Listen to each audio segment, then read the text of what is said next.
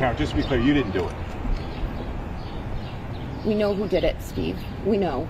And we know who spearheaded this cover-up. You all know. Yes, we do. If John was beaten up and attacked in that house, who did it? We don't know. We don't know. We don't know. And it's not for us to know. Somebody other than Karen is responsible for that, for the killing of John.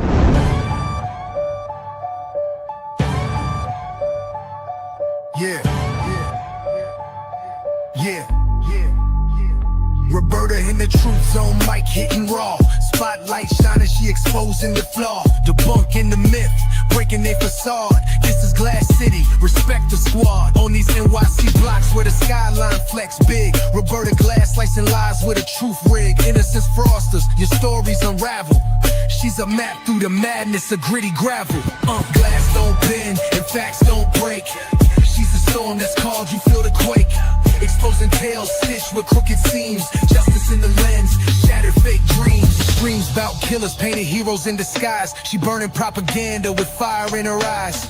No glamour for the guilty, she call it straight. She backs victims, the voice stay awake. Stats and receipts, no spin, no clutter. Cold cases whisper, she cuts through the mutter. Truth's her tempo, don't confuse the beat. She's standing for the real while you taking a seat. True crime's a block, facts the artillery. Spinning those lies, yo, she checks that misery. Tabloid tales get smashed, no time to play. She's glass hard, break the false and save the day.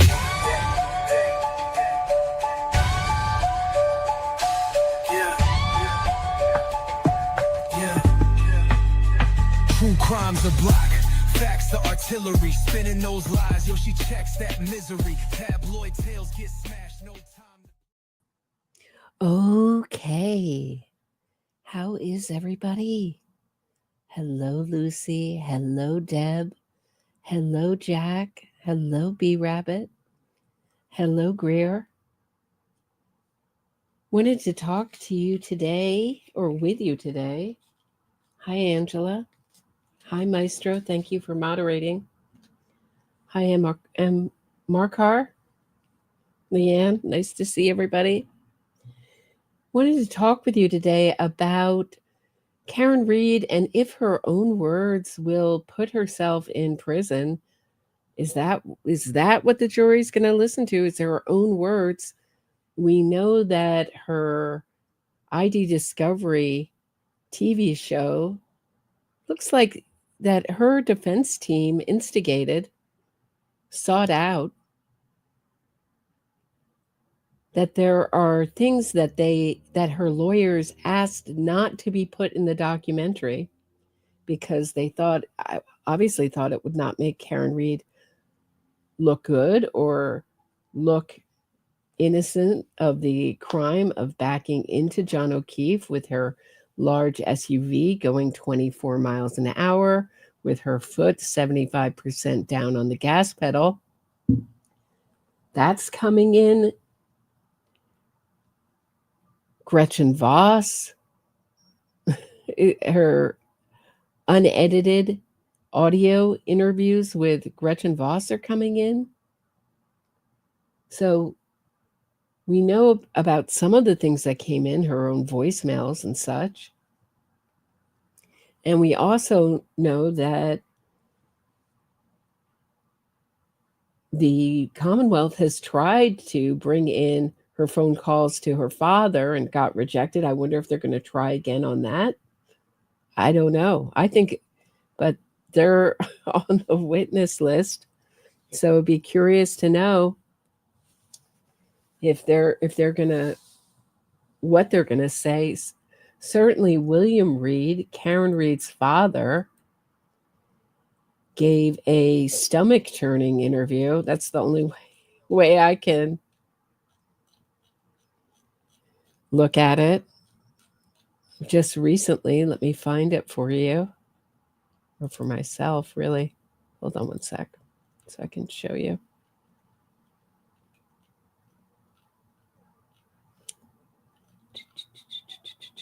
Okay, here we go. You're not going to believe this interview. I mean, talk about just lack of self-awareness in so many of the figures in this, on both sides of the fence in this story lacks self-awareness, the arrogance, the absolute tone deafness to the pain that his own daughters caused.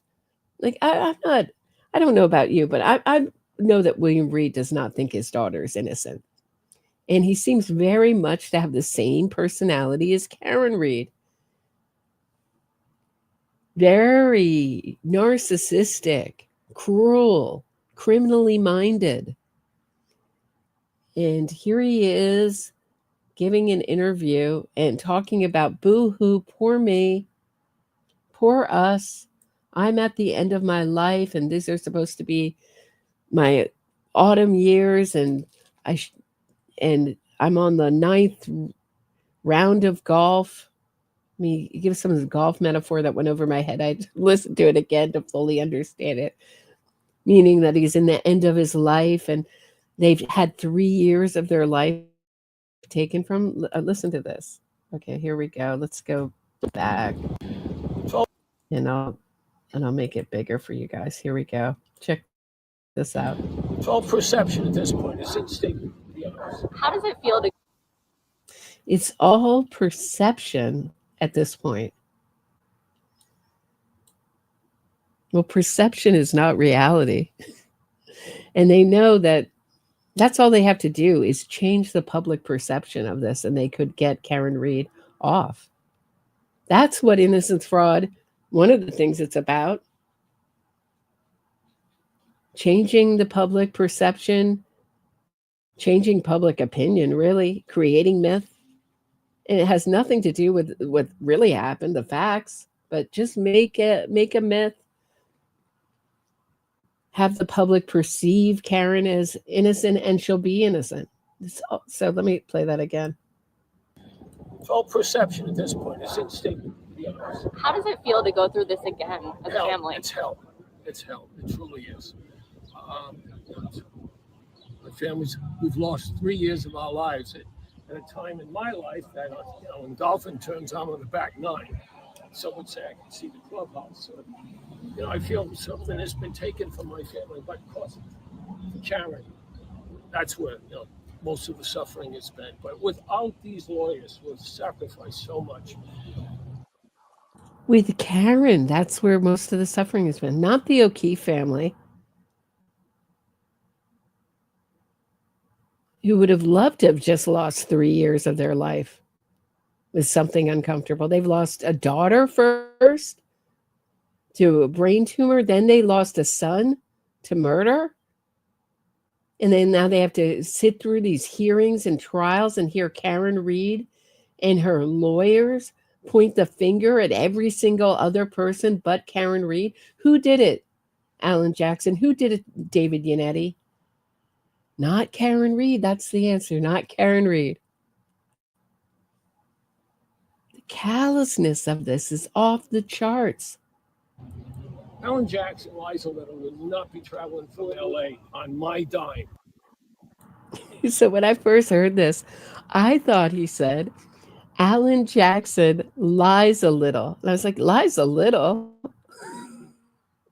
He lies a lot. He's saying Eliza Little and Alan Jackson. Alan Jackson and Eliza Little. You should change Eliza Little's name to Eliza Lot. She lies a lot. Because my dimes are limited. They're here because they believe in the cause. And so this is much bigger than a paycheck. This is all about the American way, justice, truth, and fairness. Let me go get my wife. No, it's about the opposite of those things. What a practice propagandist he is. It's about creating an injustice, letting a criminal get away with it, and perverting our criminal justice system. That's always what innocence fraud is always all about. But really, it's about justice. They always use that word justice. Truth and justice. When it's about lies, injustice, pointing the finger at the police, at anyone else but the killer, and making the killer the real victim. Thank you, Mr. Reed. I just couldn't believe that. In other news, Aiden Turtleboy Carney is in trouble, or may be in trouble, for posting pictures. First, he was describing certain jurors. Now he's in trouble for posting pictures that other jurors had, potential jurors had posted. And I've blocked out the, let me see if I can get it for you guys. Hold on one hot minute. But I blocked out the actual jurors because I don't want to, in reporting what Aiden Carney did, do the same thing. So court officers really need to be more strict.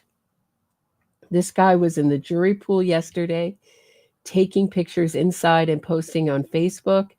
In the comments, he posted a video of jurors crossing the street. No state troopers do anything as he films, too busy threatening to arrest. So I've told you that there's been lawsuits about the buffer zone from Free Karen readers saying their rights have been violated. On that, they had their complaint heard in court. I don't know what the status of that is. I haven't heard anything recently. Have you guys? So is Judge Cannoni going to, so this was the back, it was all of the jurors' back of their heads. This is from one potential juror, but it's any identifying characteristics. Someone may recognize someone's back of their head. You don't know. So he may get kicked out of the courtroom pre-trial. We'll see. Certainly,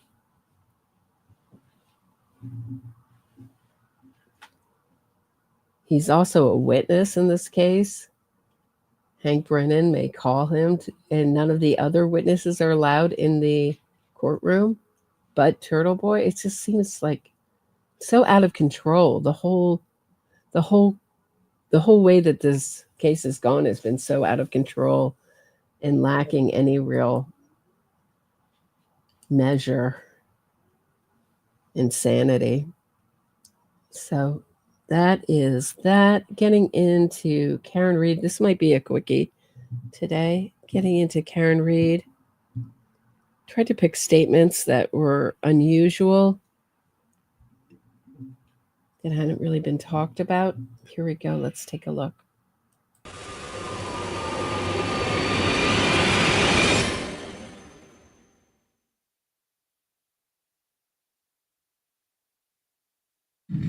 My name is Karen Read. I'm 44 years old. Now I'm being charged with murdering a Boston police officer. I could face life for second degree, life in prison.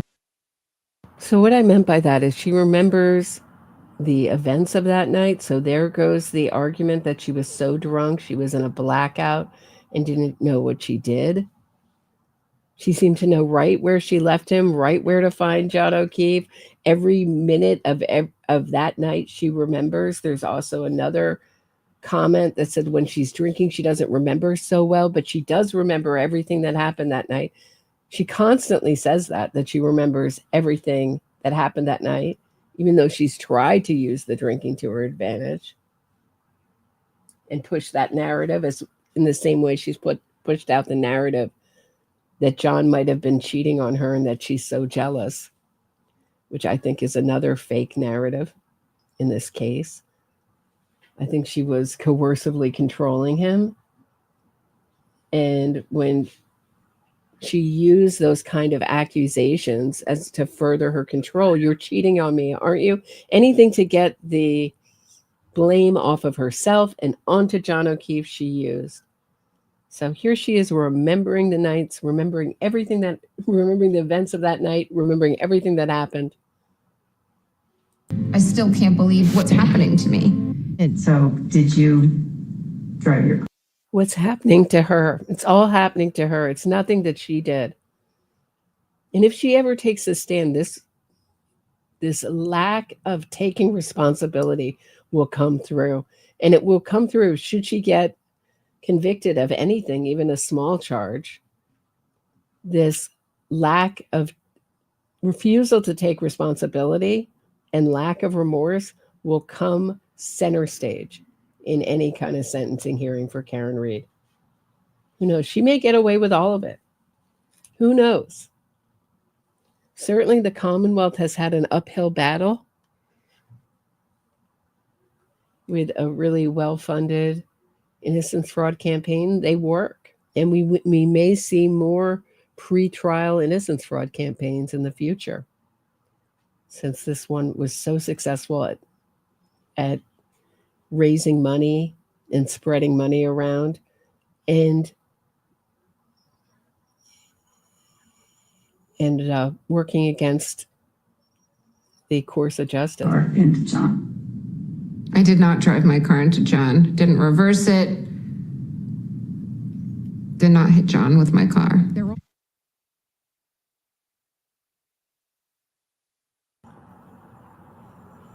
Okay, so the jury cannot hold it against Karen Read that she doesn't testify.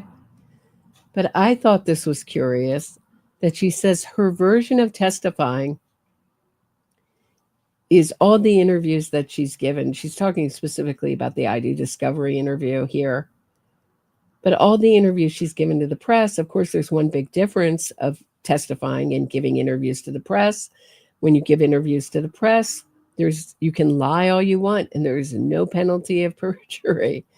So when all these statements come in, is there going to be one or two jurors who think, isn't this interesting that she's given all these pre-trial out-of-court statements and yet didn't testify in her own trial? Isn't that curious?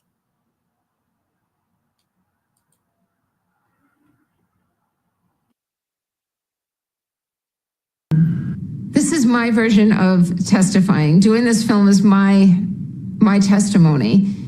This has happened to me.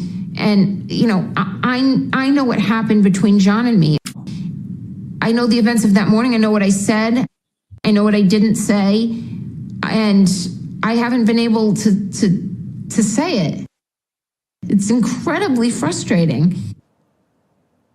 So did you drive your car into John? I did not drive my car into John. Didn't reverse it. Did not hit John with my car.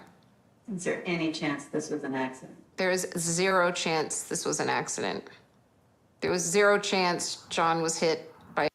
There was zero chance this was an accident. I think she's telling on herself there.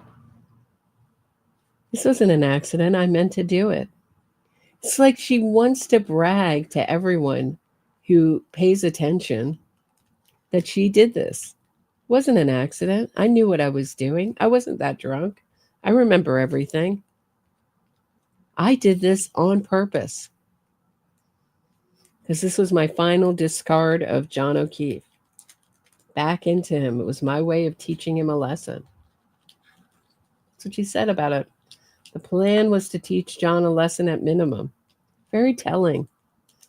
So if you think that she just pulled that out of her imagination to point the finger at other people, there is a pattern when people go into their imagination, they tend to use things that they know, things that are familiar to them, behavior that's familiar to her. And that would be familiar, punishing John O'Keefe, teaching him a lesson, revenge. A vehicle. You're tired of it. You've spent so much. No, I have to no, ask it. I'm not tired of it. I hate answering it because I feel like I'm being so scrutinized. Like, did she blink 3 times or twice? And did she like smirk or look to the right or down and up and left and whatever? And like, it just feels so fake, even though it's true. I rather like explain everything else. And like, I did not hit John with my car. Like, I can't make it sincere enough. I hate saying it.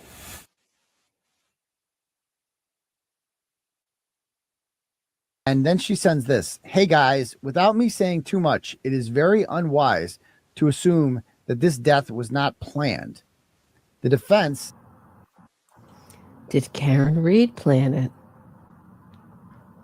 So of course so this is a message Karen Reed sent via her intermediary, Natalie Bernschneider-Wicki, to Aidan Carney. She says, we're going to have bombshells.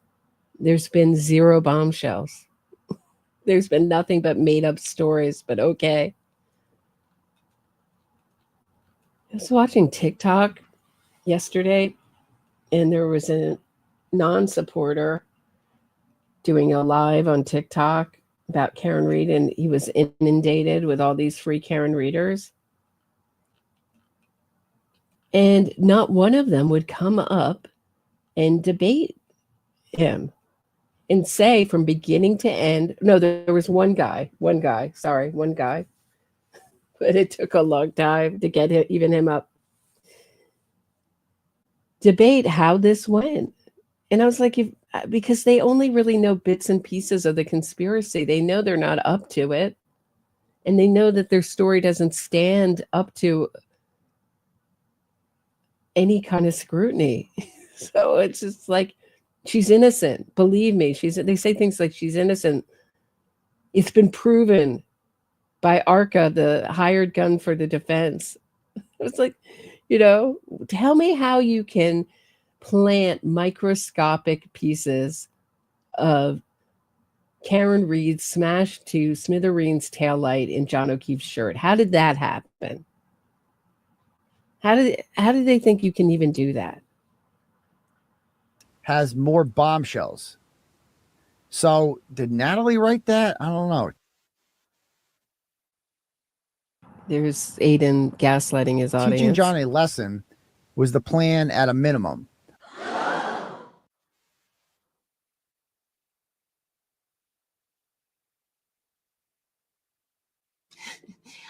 It's impossible for me to have any sympathy for any of these witnesses. Definitionally, is it harassing witnesses? Yes, they're witnesses against me in my prosecution. And is he yelling things at them? And is he going up to their front doors and ringing the bell? Yes. But they shouldn't be witnesses. They should have been suspects. So. But it's curious also, she doesn't say they should have been murder trial defendants. And if they looked into them and they didn't go forward, then she would say, then they should have been on trial instead of me.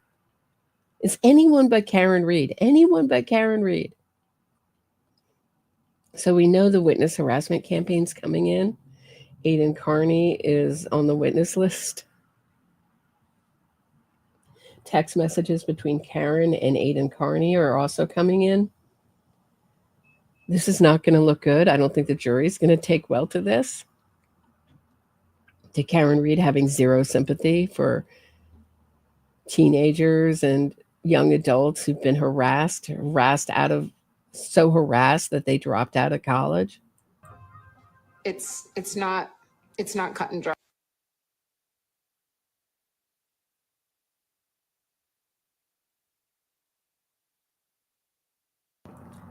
As you come down Fairview. So Karen Reed knew exactly where to find John O'Keefe. Jury cannot miss this time. Can't miss it. And please, no Ronnies on the jurors, no Victoria Georges. Please, Hank Brennan, Adam Lally, Laura McLaughlin, David Yannetti, Alan Jackson, Eliza Lott. Eliza Lott.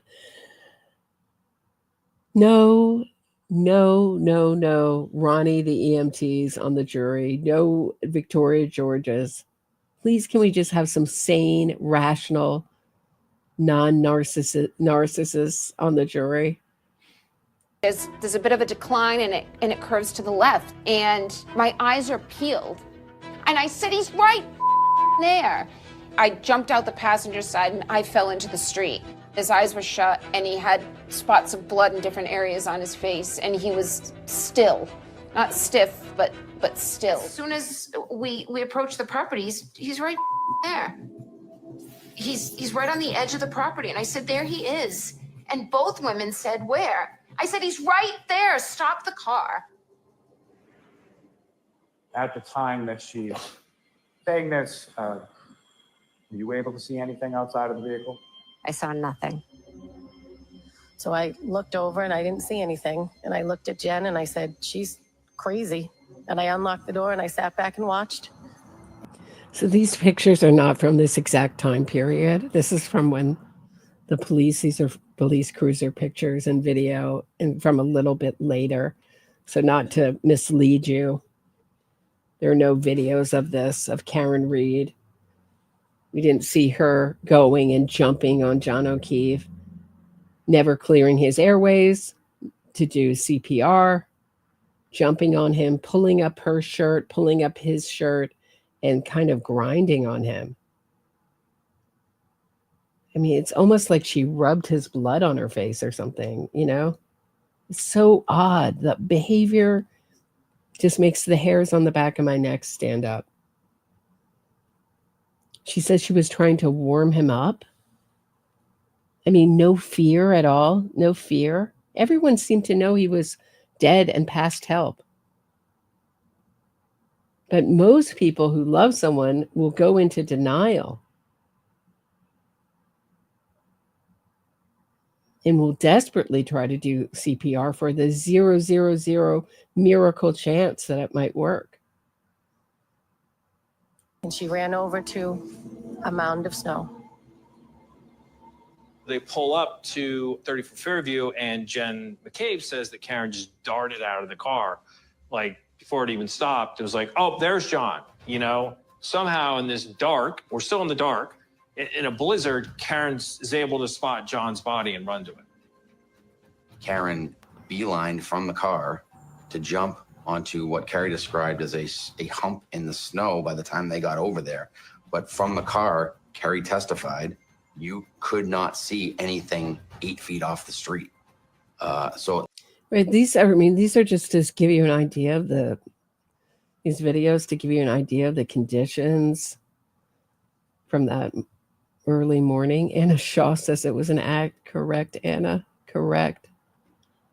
I mean, everything was a total act. To act crazy, did I get my period? Who thinks blood on their face and hand is from their period? Never have I had that thought once in my life.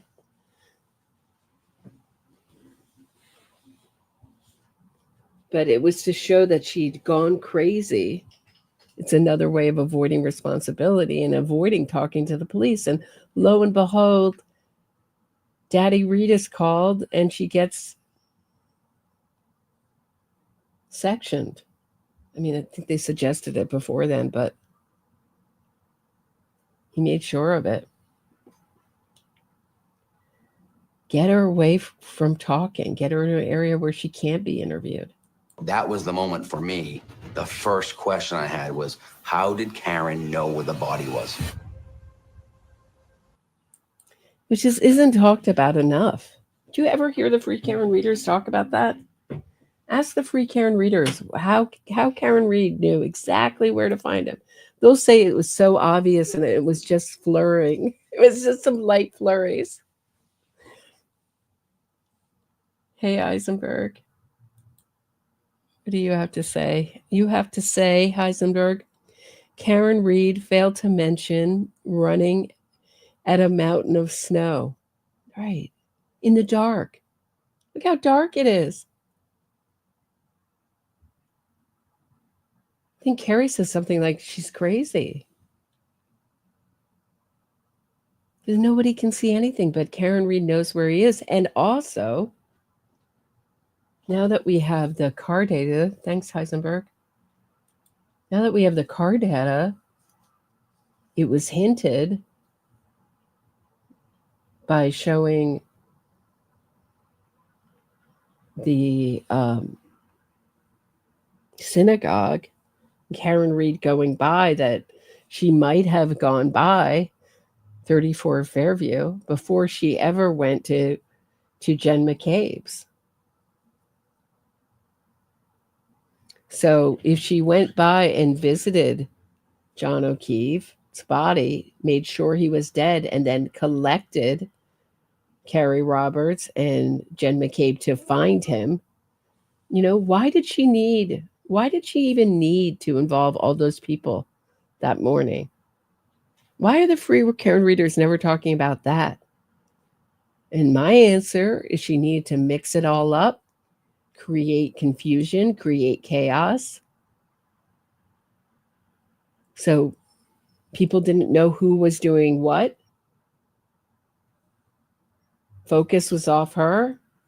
Keep Carrie Roberts and Jen McCabe in a fear state so that they couldn't rationally remember what had happened and in what order and who said what and what she said.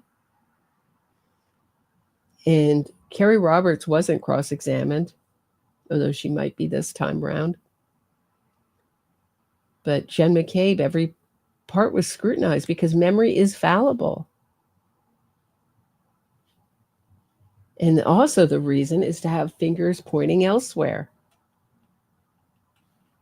She didn't call 911. She didn't call Jen McCabe. Like, she made the way that Karen Reed works as in her criminal mind is she uses proxy. So everything is by proxy. So she's one step removed from the action.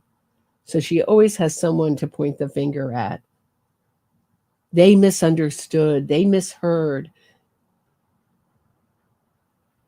But is that jury this time going to think, why didn't Karen Reed call 911? Why were all these people needed? And why did Karen Reed know right where he was?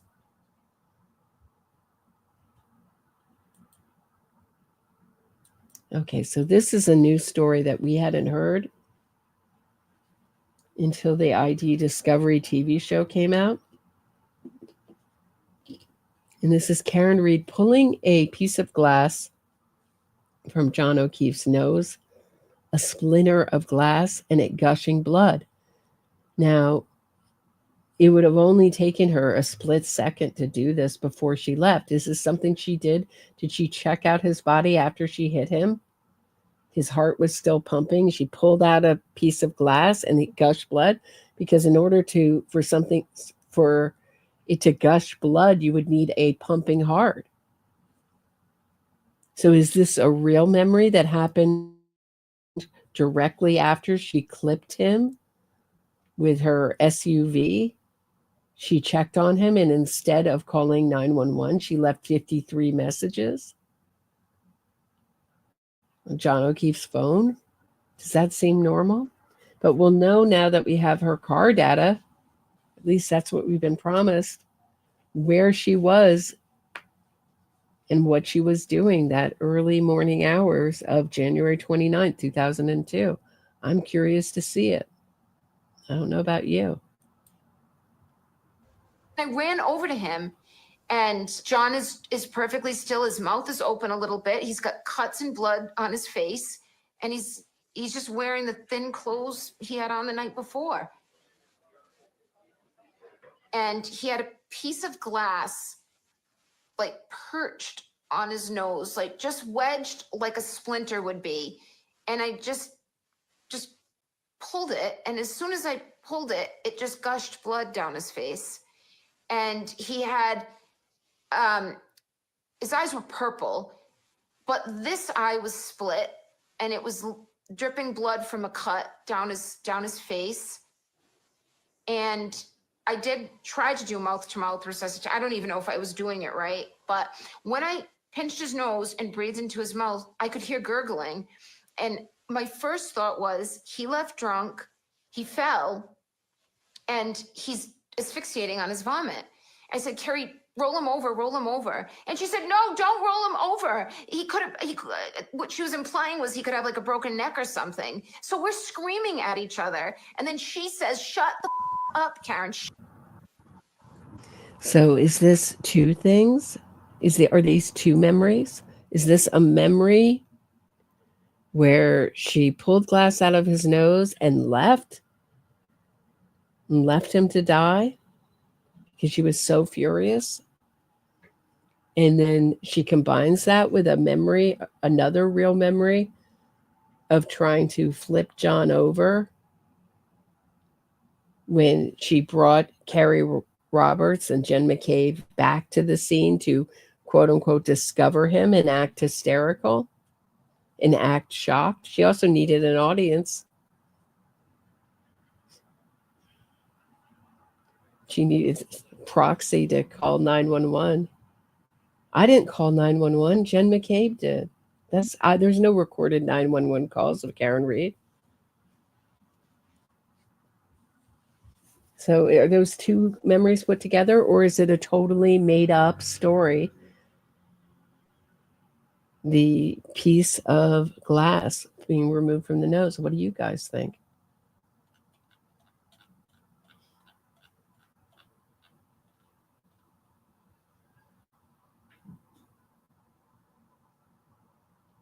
Shut the up. Leave him the way he is.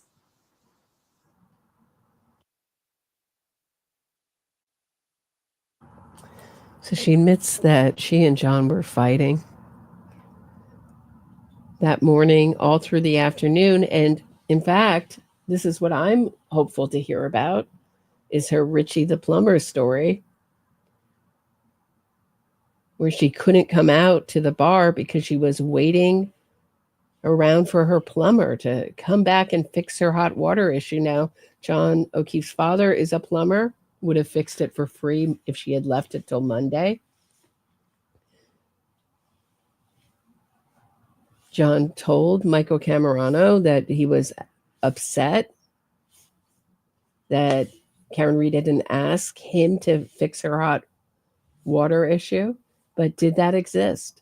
And if not, why was she delaying coming out and meeting John at the bar? Another thing that has been promised to come out, don't know if it will, is that Brian Higgins, it's been bantied about that Brian Higgins wasn't the only one that she was flirting with.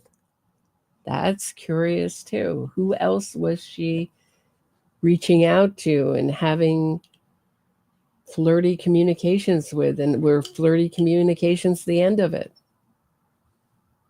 She's always made it seem like she was so certain John O'Keefe was cheating on her. We're going to deal with that a little later in the video. But it looks like it was Karen Reed all along who was unfaithful to John. That Officer John O'Keefe was found in the snow outside the Canton home of another Boston police officer. 5 Investigates has also learned that Officer O'Keefe suffered head trauma. The Norfolk DA's office announced late last night that state police have arrested O'Keefe's girlfriend, 41-year-old Karen Reed of Mansfield. Authorities say Reed drove with O'Keefe to the home on Canton's Fairview Road early on Saturday morning. Good point, Barb. I thought his face was covered in snow. Yeah, it was. That's why people are asking, it was that right after she hit him? It'd have to be. She doesn't say, how would even that splinter survive if she was, digging up all that snow? Maybe it would have. Intact and in his face. Hank Brennan brought this up in a hearing, so it's coming in. Good point, Barb. Really good point.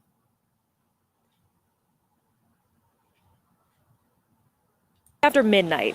It's not clear if it's alleged that Reed struck O'Keefe with her car, but she is now charged with... Yeah, good point. She changes her story all the time, Miss Lisa. I was watching, speaking of Hank Brennan, I was watching the People versus Whitey Bulger. There's a lot of footage of Hank Brennan there. He represented Whitey Bulger. And I don't know what to think about that story. And I'm very distrustful of anything put out in the documentary, certainly. But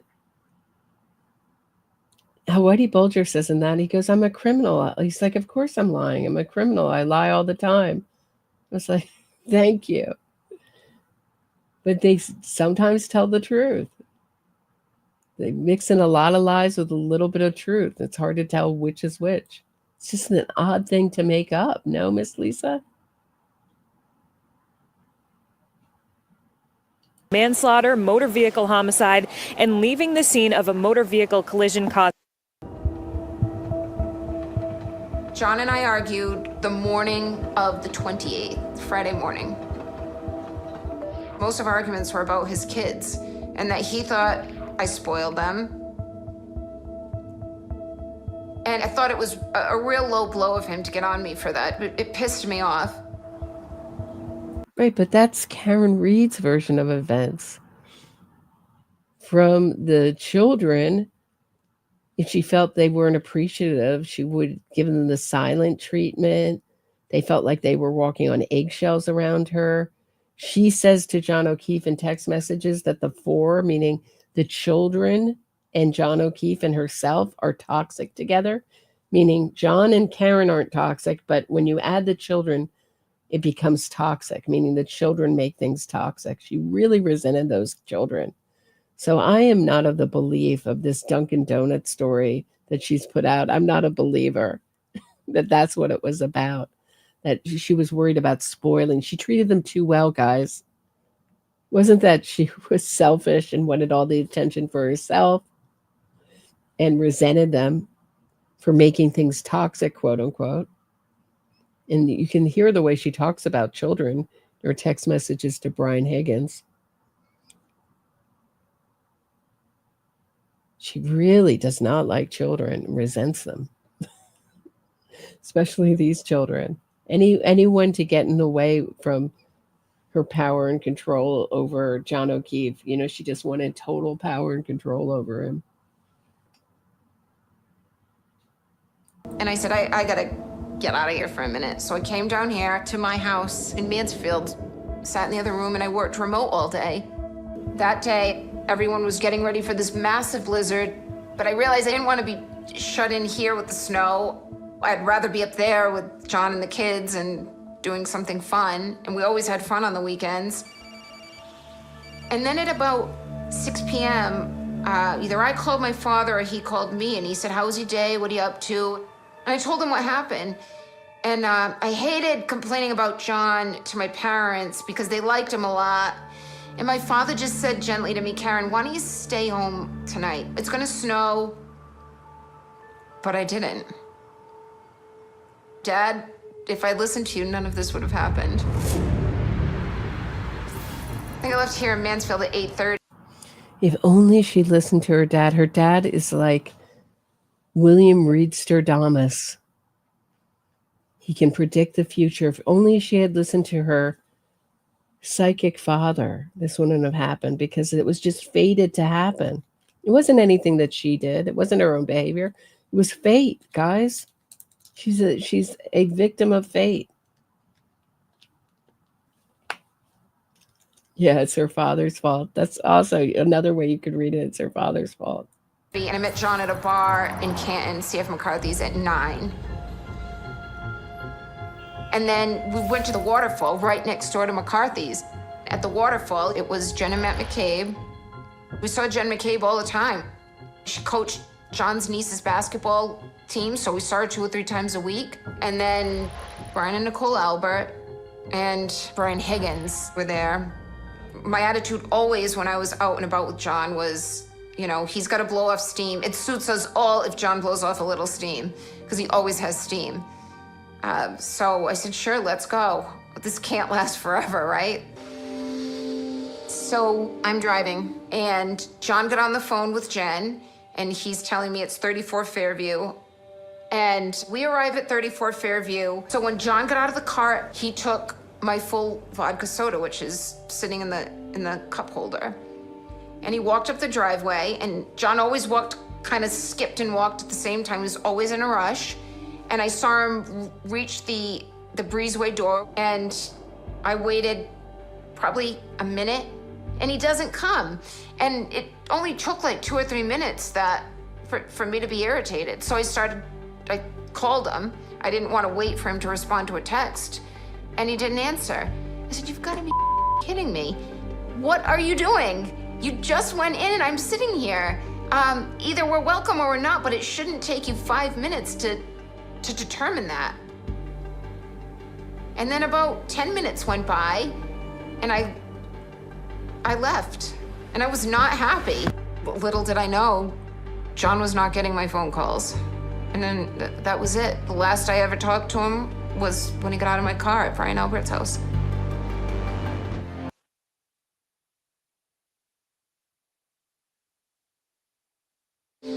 So I'm driving, and John got on the phone with Jen, and he's telling me it's 34 Fairview. And we arrive at 34 Fairview. So when John got out of the car, he took my full vodka soda, which is sitting in the cup holder. There's something that was previously unknown, that it was her soda, her glass that shattered all over his body and that he was carrying. And I remember getting comments from Free Karen readers. How do you know it was her glass? I said it was her glass. He was carrying it as he walked in and got hit. Now, Free Karen readers will tell you he somehow made it in the house with no one seeing him. Was beat up by an entire family of people and a dog. Even the dog got it on it. And thrown out by a seasoned detective on the front lawn, because that's how you hide a body, on your front lawn in a nor'easter. But I think that Hugh said, are you coming? Were fighting all that night. There's a period between the waterfall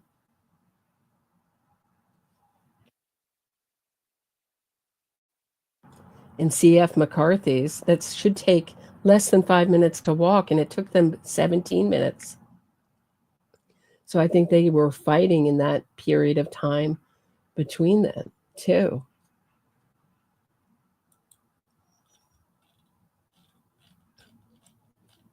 And so it's just odd that she's putting out this narrative, this narrative. If I'd listened to my father, none of this would have happened. Everything would have been okay.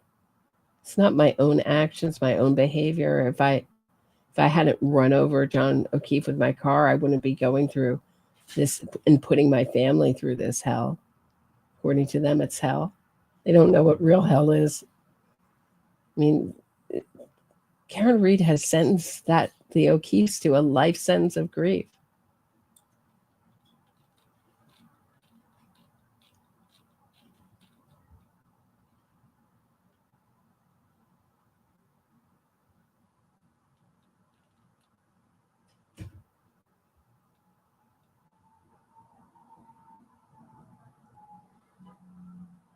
Okay.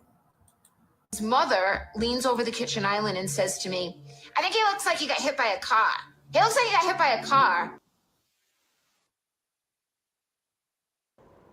If you do natural math, there's a point in time when Karen Reed comes home and puts her car in the garage in between those two time periods, but there's no Ring camera footage of that.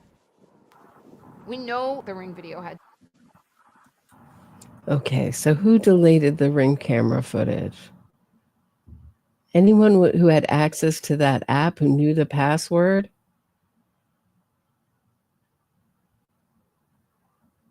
Who could have gotten into John O'Keefe's account, who knew the password, could have deleted it.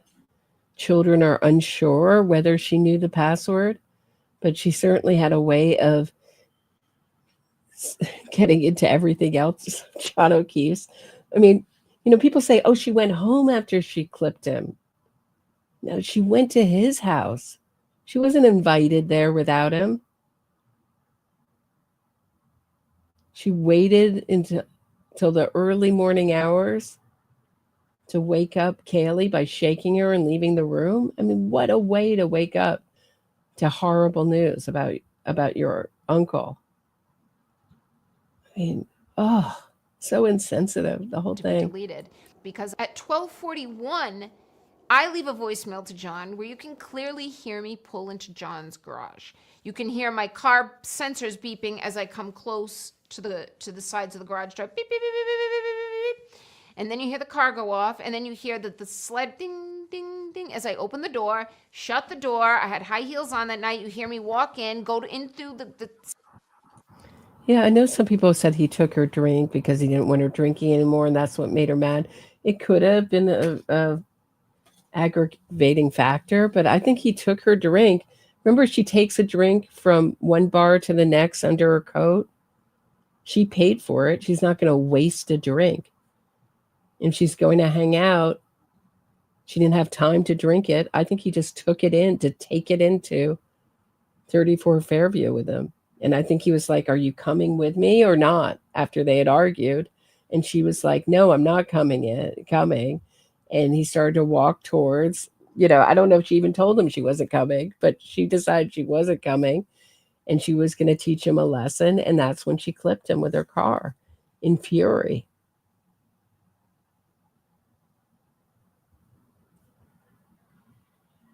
I don't think she lost it. She was totally in control of all of her senses. But she hated him. She wanted to let him know how much she hated him and make him suffer. It's the final discard.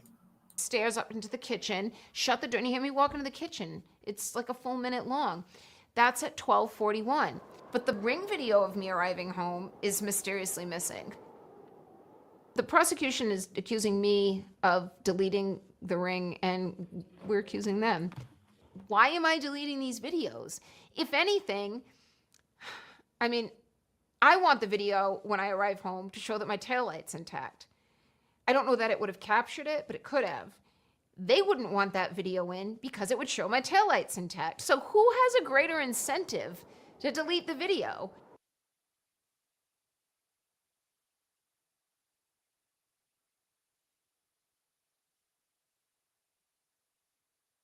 So who has a greater incentive to delete the video?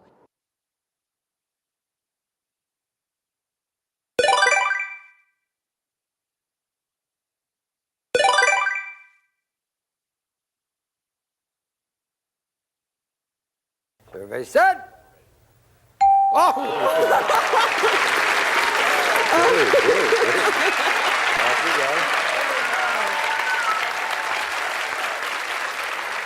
Oh, dear. We almost were going to leave you back there. Because she'd won. So 53 phone calls to John O'Keefe after 12:32. So at around, approximately 12:32. But why? Is the jury going to take that in? That what's missing? Any picture of her taillight is missing from the time her showing Carrie Roberts and Jen McCabe her smashed to smithereens taillight. That footage is gone. And there's her backing into John O'Keefe's, giving it the love tap car to make herself an alibi for how she cracked her taillight. So obvious, isn't it?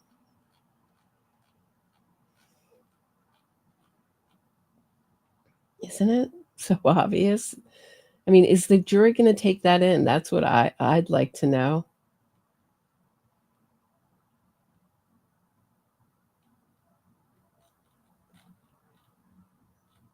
It's just so odd that we're supposed to believe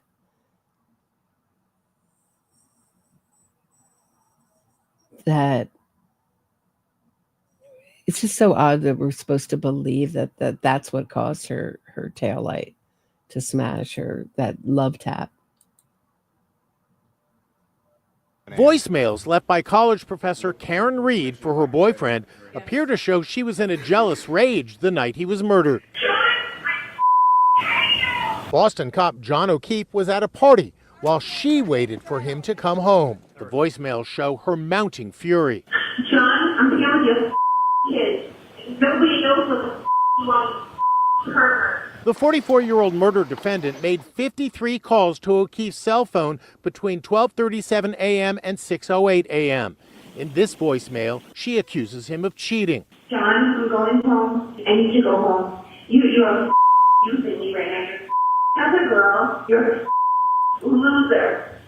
Yourself. A month before he was found dead, witnesses testified that Reed also accused O'Keefe of cheating on her during a New Year's trip to Aruba. See, it's always Karen pushing out this narrative that she's so jealous.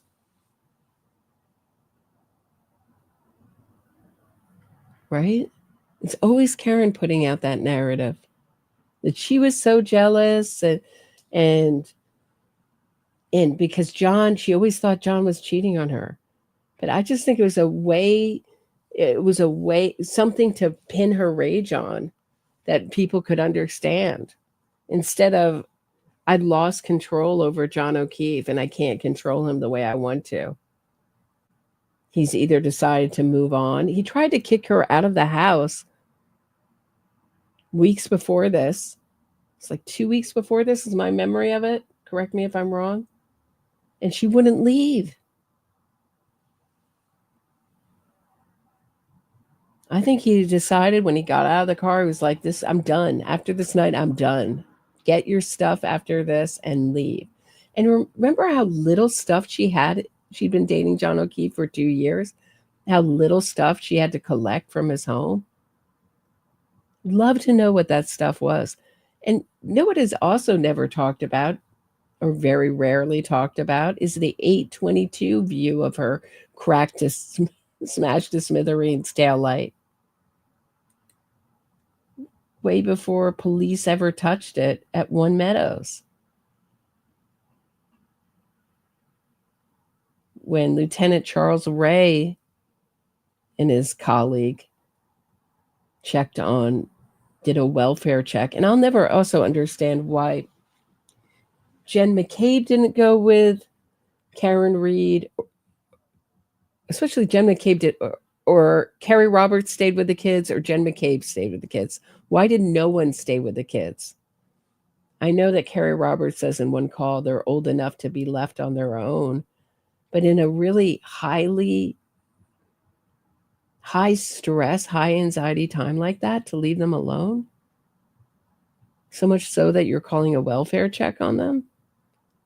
But one isn't staying with them? I never understand that, but I know that it would have been hard for them to think straight that night with Karen Reed screaming, "Jen, Carrie, Jen!" in their ear all the time. And I hit him. Did I hit him? Could I have hit him? He got hit by a plow. Is he dead? This is all my fault. I hit him. Just mixing it up. Keeping everything in a state of high anxiety and confusion.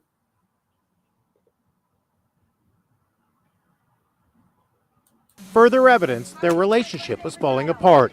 Court TV's Matt Johnson is covering the sensational trial. The voicemails come across very angry, using a lot of crass language, and they might have been very surprising for this jury that was looking up and then taking lots of notes after looking over at the defendant. So We had an argument on New. So it's not Karen Reed just saying F you to a woman she just met. And this is also another thing that people who coercively control do. They make things difficult between themselves and their partners, friends, and loved ones just to do it, just so that it'll be so uncomfortable to mix everyone together that they'll have to just spend time with them. And that's what I think she was doing here, is making, I had one, my best friend's girlfriend eventually married her and got divorced, but that's another story. But went around, very similar personality to Karen Reed without the alcohol, but went around to every single one of his friends and insulted them and created like problems, knew right where to hit, that would make an issue between herself and her boyfriend's friend. So, and kept moving him to different cities. It's just a way that you can keep control and keep them isolated. And that's what I think she was doing in Aruba. I don't think cheating had anything to do with it. I mean, when she's talking about cheating in the ID Discovery TV show, she's like, well, we were adults. We never paid a mortgage together. We weren't married. We were only dating. I was free to cheat on him, is basically what she's saying, because we weren't married. We were only dating for 2 years. 2 years.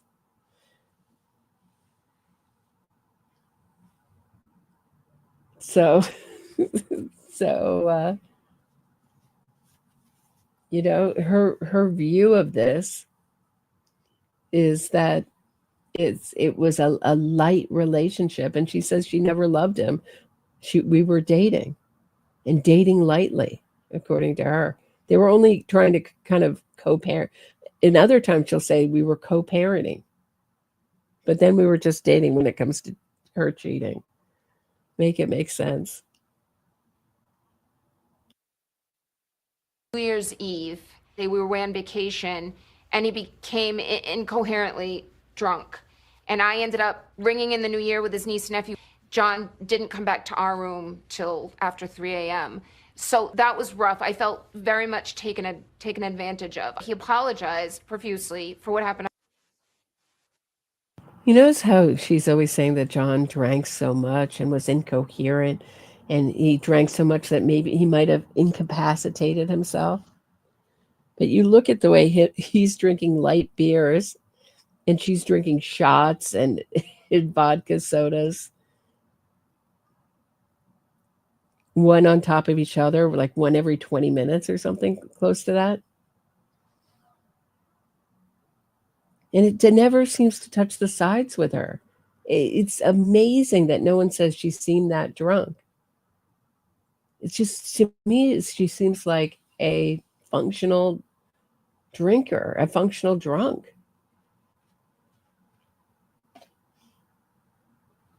She's even said she doesn't black out. It doesn't seem she ever gets to the point where she blacks out. There have been interviews, there's a recent interview where she was slurring her words.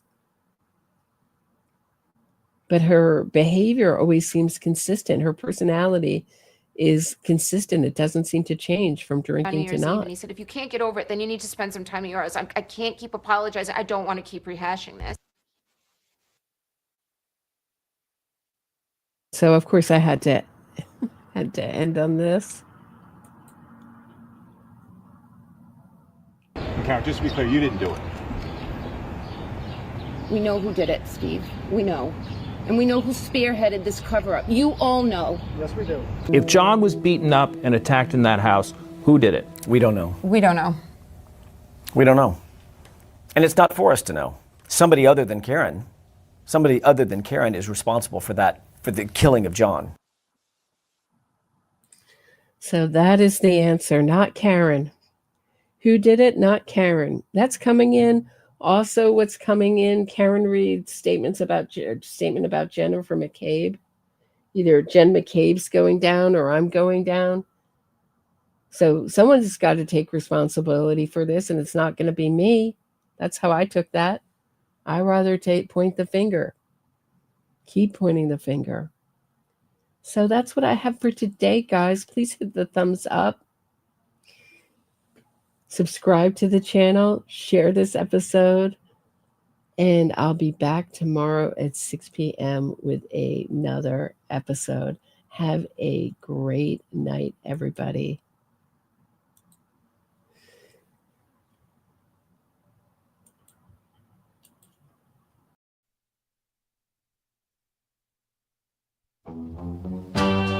I hit my boyfriend with my car.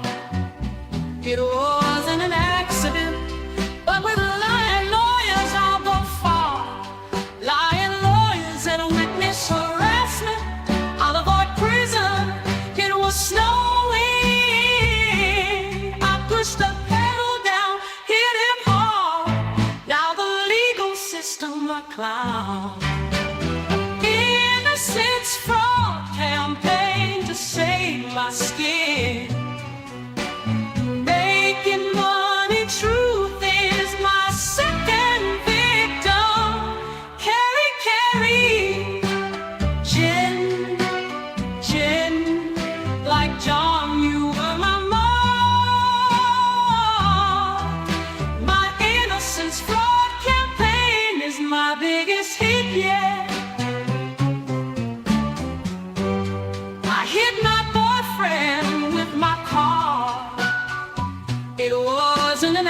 accident. But with lying lawyers, I'll go far. Lying lawyers and witness harassment, I'll avoid prison. It was snowing. I pushed the pedal down, hit him hard. Now the legal system, my clown. Innocence fraud campaign to save my skin. Making money, truth is my second victim. Carry, Jen, like John, you were my mark. My innocence fraud campaign is my biggest hit, yeah.